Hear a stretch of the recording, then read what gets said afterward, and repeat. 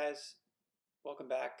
This is pattern number 3, and I know that we've already started to work on this a little bit in training, but I wanted to get the video out there so everyone could review it, and that way we'd all have a better idea of what we're doing and be on the same page.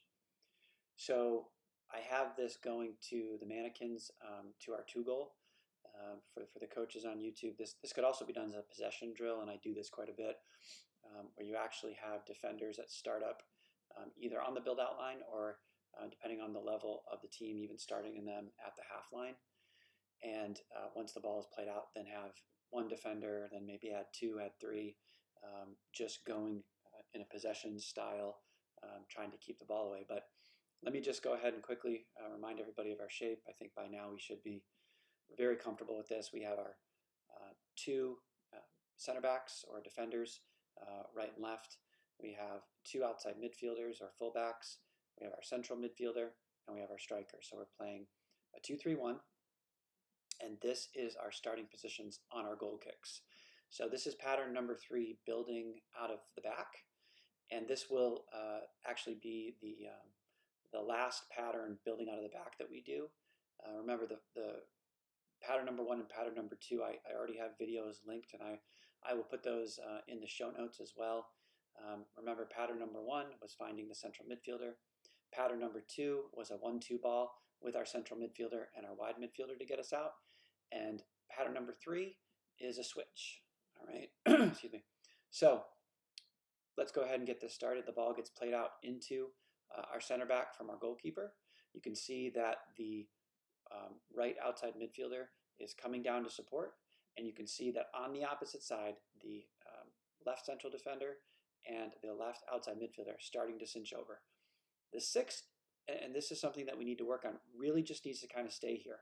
A lot of times what happens is the 6 just gets over here and gets into this space, and we don't need him to do that. Just kind of stay in the central mid area. And then, of course, the striker is kind of starting to creep over as the ball goes to the right side of the field. The 4 then goes ahead and takes their space, draws defenders in, and plays the ball out here to our outside midfielder. The outside midfielder, again, seeing space, will take it, and here gets closed off. So in pattern number 1 and pattern number 2, actually, the ball is played into our central midfielder. The only difference between pattern number 1 and 2 is that in pattern number 1, the central midfielder goes forward looking for the 9 or just taking the ball himself. And in pattern number 2, the central midfielder plays a 1-2 ball out into this space, and the outside midfielder goes and gets it, and we're going down. We're sort of off out, or we're out in the wide area. But in this case, everything's closed off. Maybe the 6 just didn't get into the space soon enough. Maybe there were more defenders than we were prepared to deal with. But for whatever reason, going forward is not an option. So in this situation, we're going back to the supporting center back. And it's really important, once the center back plays this space, to come and get over, get wide, and get a little bit deeper so that this ball can be played. Because if you stay here with this guy, there's no options. And then he just has to either go 1v1 or boot it down the field. So seeing that this is all closed off, the right midfielder, right outside midfielder, plays the ball back into the right fullback. Now, once this happens, once this ball gets played from our right outside midfielder into our right center back, we've already got to see movement here. The 5 has to start getting back here. All right, the 6 has to start getting down here, because this switch can happen either through our 6 or through our 1.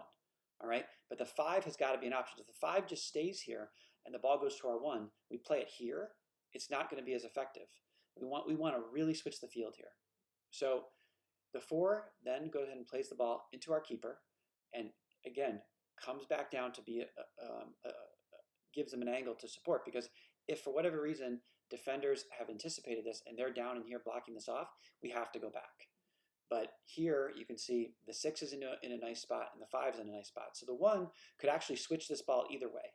We could go back to the 6 could take their space and be out the other side to the 3, or in pattern number 3, the ball goes back to the left center back. So here, we're basically now in the same situation we were in when we started, except hopefully we've switched the ball quicker than the defenders could recover, and we have an advantage. The 5 goes ahead, plays the ball out wide to our number 3, to the outside midfielder, who then goes ahead and takes their space, finds the central midfielder on the other side, who then finds the 9 for a goal. So again, one more time, guys, I'm going to go through this going down the other side of the field, so starting down this side and switching the ball to the right side of the field. But that is pattern number 3. So again, ball goes into our left center back. The left center back will take their space and play the ball out to the left outside midfielder. Now the left outside midfielder gets closed off by the defenders. Now again, when this happens, this can be a very simple just pull back and play it back. All right, you can't take a lot of time here. The way you know it's closed off is by getting your head up and scanning. We can't just blindly play it in here if it's not on. If there's 3 guys here, it's very simple. Just play it back to our center back and we'll play out the other side. Again, he plays it back to our left center back. Now the 6 has not recovered as well as I would like here. So really the option, he could actually bypass the 1 here and play it all the way over to the 4 for the switch. And I only want that to happen if it's on, because that can be a dangerous pass. It better balls to the 1 and the 1 takes it out. And that's what we do here. And you can see as this ball's here, there's nothing preventing the 1 from playing the ball to the 6. But this is pattern number 3, and you guys know with my patterns, we stick to the patterns and then we deviate after the teams learn the patterns. So the 1 goes out to our 4. You can see the 2 taking space, 4 takes their space, supports, gets the ball out to the 6, and we're out. So guys, we've worked on pattern number 1 and 2, and even got to pattern number 3 a little bit with the sessions. Coaches on YouTube, if you're listening to this, I literally go through this every single practice with choreographed patterns. Sometimes, like I said, I do them with just the mannequins out there, and we go to 2 goals up there. Sometimes there's no goals, and we're just playing possession, either against 1 defender, 2, 3, sometimes no defenders. We're just literally choreographing it, because especially at the U9 age, and as most of you have heard on these videos, I have a U8 team that's playing U9, that they just positionally, it's going to take months. And we start with building out of the back, and we might not even get to our midfield transition patterns till the spring, and that's quite all right. So if anybody has any questions, feel free to ask them in the comments or reach out to me directly. And players, just keep watching these, because you're going to see these over and over and over again.